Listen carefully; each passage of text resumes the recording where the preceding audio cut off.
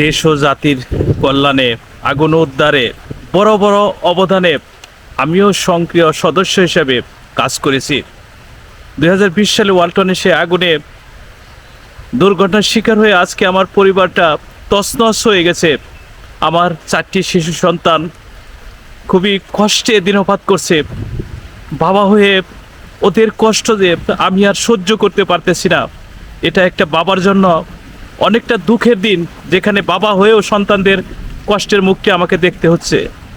একদিন ভাবতাম দেশের জন্য এত বড় বড় ত্যাগ স্বীকার করতেছি, যখন আমার দুঃসময় আসবে সবাই ঝাঁপিয়ে পড়বে। হাতে গোনা কয়েকজন ছাড়া, আল্লাহর প্রিয় বান্দা ছাড়া বাংলাদেশে অসংখ্য গার্মেন্টস সেক্টর রয়েছে, অসংখ্য মানবতার কল্যাণে সংস্থা রয়েছে। তারাও আজকে আমার শিশু সন্তানদের কষ্টগুলো, আর্তনাদগুলো তুলে ধরার পরও এখনও আমি সহযোগিতা পাচ্ছি না।